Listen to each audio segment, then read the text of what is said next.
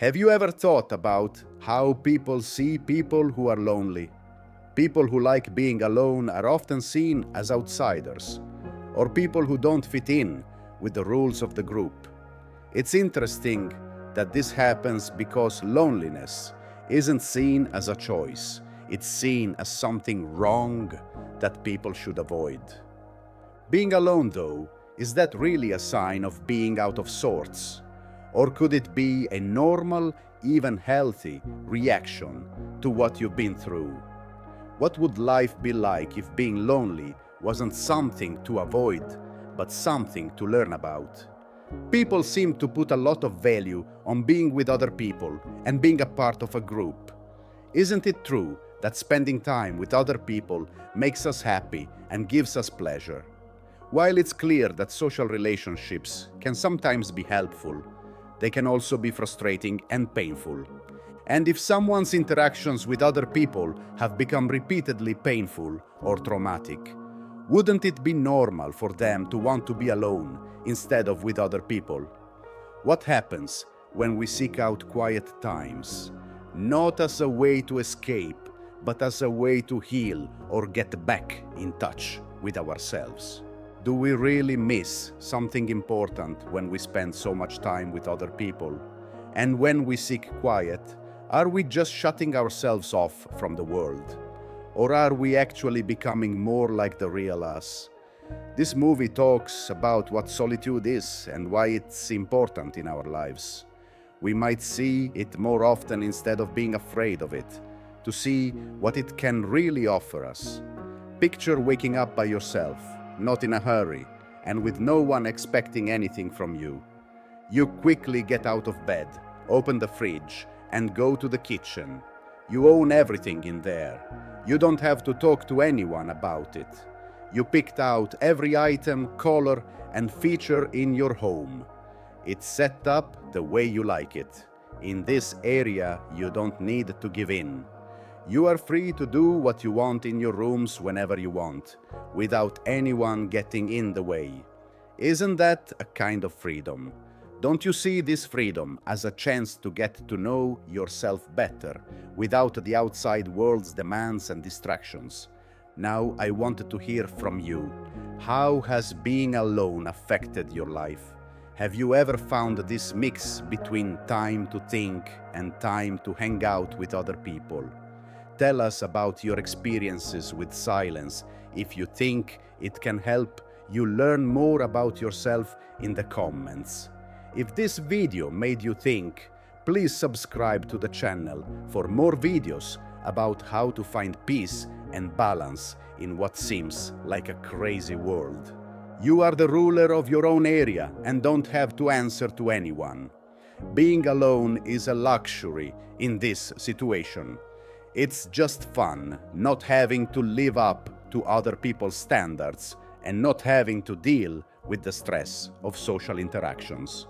In many situations, people can make our lives better, but they can also cause us a lot of pain and anger. People often think of the workplace as poisonous, but the people who work there are often the ones who make it that way. When teachers and co-workers cause pain, school stops being a place to learn and starts being a place to suffer. We can hurt each other a lot, but we can also make each other happy and feel better. But the more we deal with each other, the more we are exposed to the bad parts of people. According to what Marcus Aurelius wrote, most problems and pain come from living with ungrateful, cocky, or dishonest people. It's easy to see why many thinkers, like the Taoist sage Zhonghui, chose to be alone. He would rather live a simple life by a river in peace than be king of a country.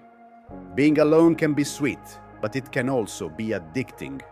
If no one is looking at you with judgment, the place you choose to live is completely yours, and you don't have to worry about what other people think.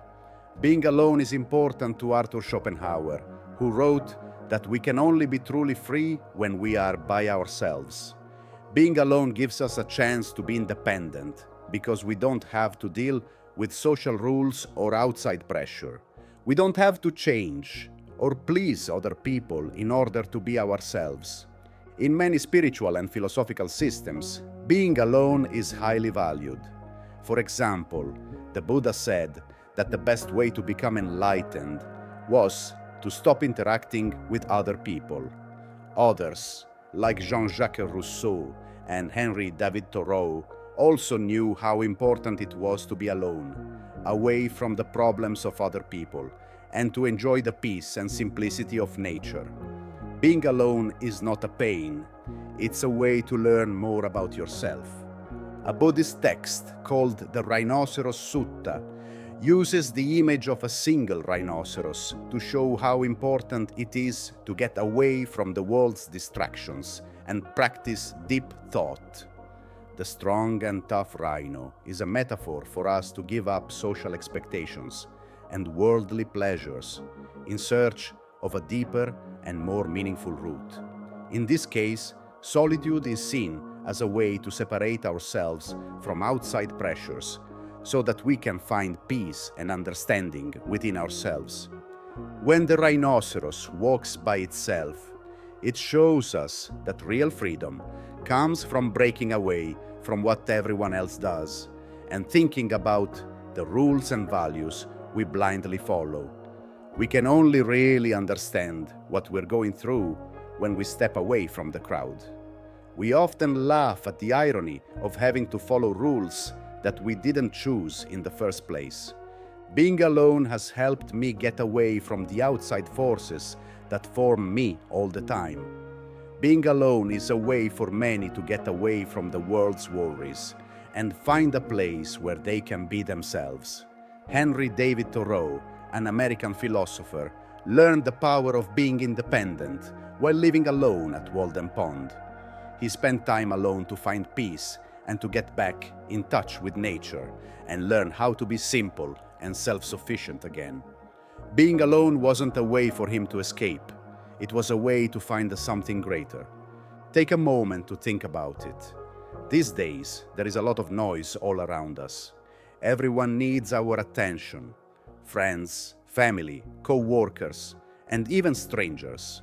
For as long as we don't talk to these people directly, their reminders and alerts stay on our phones.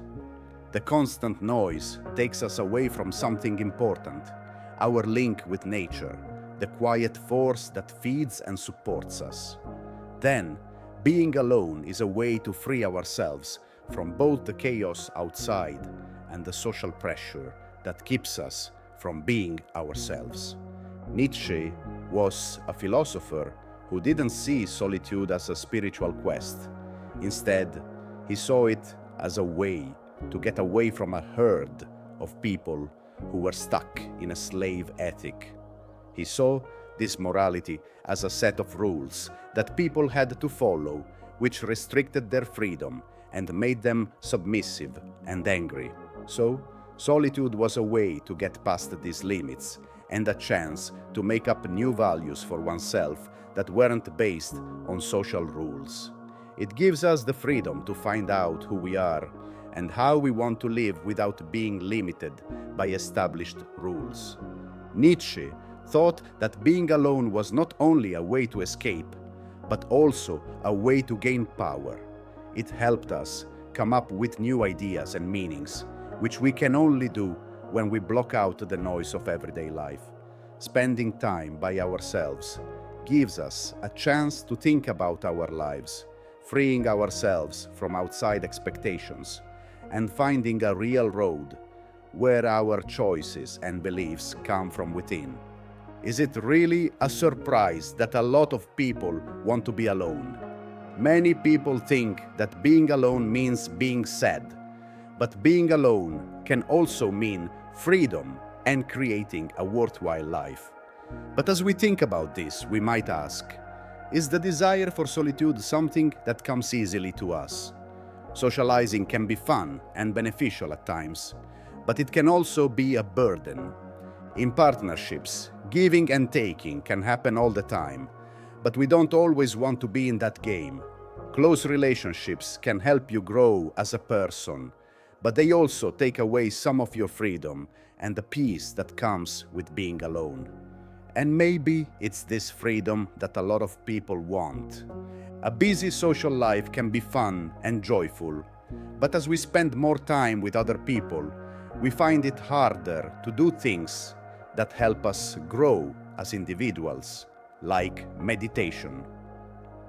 Sutta do Rinoceronte tells us how important it is to get away from the world's noise to understand ourselves and find clarity. Belonging to a group or believing in a certain way can give you support and a sense of community, but it also means giving up some things.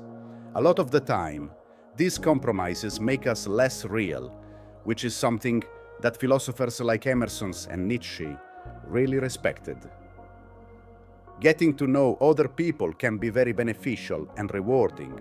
That being said, it's simple and easy to lose touch with what's important. Henry David Thoreau and other Taoist sages and thinkers found that being alone helped them get back in touch with the core of life, away from the things that distracted them in society. We all like to connect with other people, but there are costs that come with it. That cost can be too high a lot of the time. Still, being alone has its costs, especially when it's too much or not what you want. For many people, being alone for long stretches of time is bad for their mental and emotional health. Isolation and loneliness are problems that are becoming more common in today's world. Some people really want to connect with others, but can't figure out how. This can be very painful. It's better to be alone than to wish you were, but it's also important to make sure you're not alone in a way that wants you to be with someone else. It's important to find a mix between being alone and being with other people.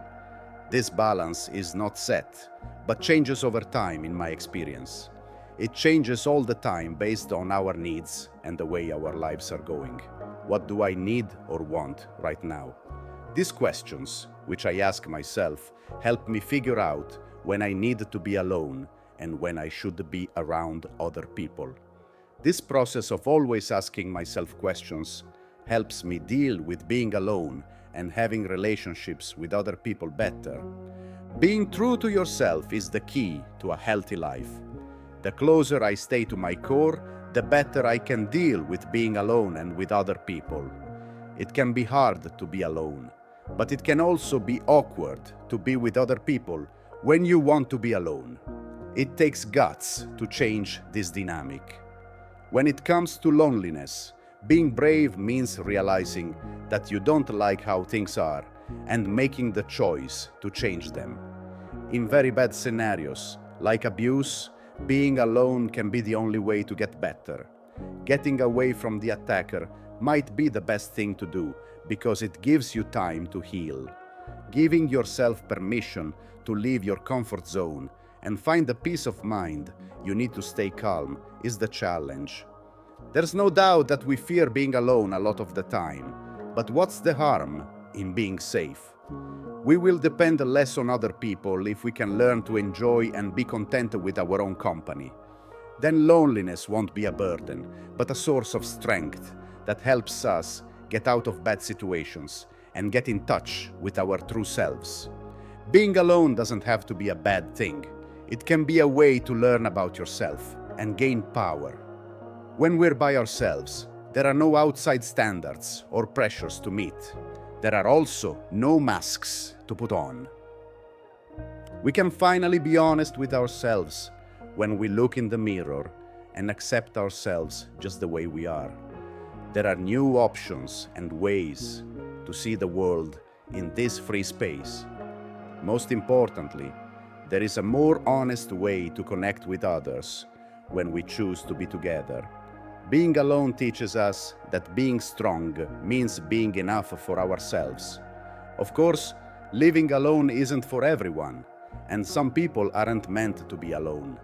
But it's important to learn how to mix times of reflection and socializing.